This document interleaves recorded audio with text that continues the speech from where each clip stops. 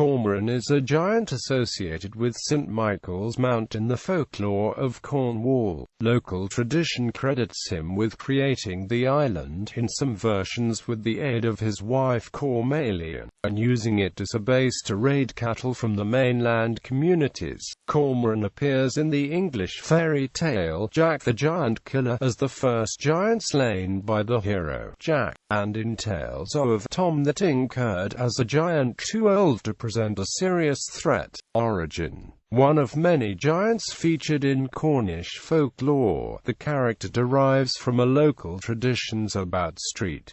Michael's Mount. The name Cormelian is not found in the early traditions. It first appears in the chapbook versions of the Jack the Giant Killer story printed in Newcastle upon Tyne and Nottingham, and is not of Cornish origin.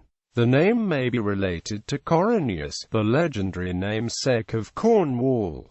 Corinius is associated with St. Michael's Mount, and is credited with defeating a giant named Gog-Magog in Geoffrey of Monmouth's influential pseudo-history Historia Regum Britanniae, which may be a prototype of the Cormoran tradition. Appearances: local traditions. The giant eventually known as Cormoran is attributed with constructing St. Michael's Mount, a tidal island off Cornwall's southern coast. According to the folklore, he carried white granite from the mainland at low tide to build the island. In some versions, the giant's wife, Cormelian, assisted by carrying stones in her apron. According to one version, when Cormoran fell asleep from exhaustion, his more industrious wife fetched greenstone from a nearer source, eschewing the less accessible granite. When she was halfway back, Cormoran awoke to discover Cormelian bringing different stones than he wanted, and kicked her. The stones fell from her apron and formed Chapel Rock.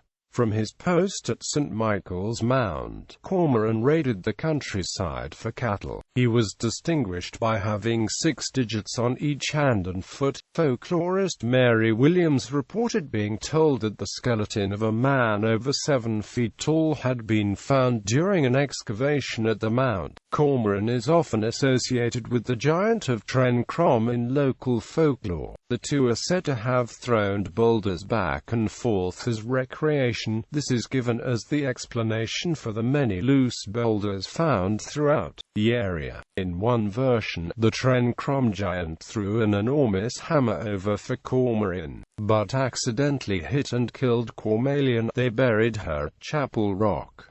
Jack the Giant Killer. The giant of St. Michael's Mount also appears in the English fairy tale Jack the Giant Killer, early chapbook versions of which are the first to name him Cormelian. According to Joseph Jacobs' account, Cormoran is 5.5 meters tall and measures about 2.75 meters around the waist. He lives in a cave on St. Michael's Mount, using the times of ebb tide to walk to the mainland. He regularly raids the countryside, feast on poor souls, gentleman, lady, or child, or what on his hand he could lay, and, making nothing of carrying half a dozen oxen on his back at a time, and as for sheep and hogs, he would tie them around his waist like a bunch of tallow dips. In Jacobs's version, the councillors of Penzance convene during the winter to solve the issue of Cormoran's raids on the mainland. After offering the giant's treasure as reward for his disposal, a villain farmer's boy named Jack takes it upon himself to kill Cormelian. Older chapbooks make no reference to the council, and attribute Jack's actions to a love for fantasy, chivalry, and adventure. In both versions, in the late evening Jack swims to the island and digs a 6.75 meters trapping pit, although some local legends place the pit to the north in Morva. After completing the pit the following morning, Jack blows a horn to awaken the giant. Cormoran storms out, threatening to broil Jack whole, but falls into the hidden pit, and after being taunted for some time, is killed by a blow from a pickaxe-matic.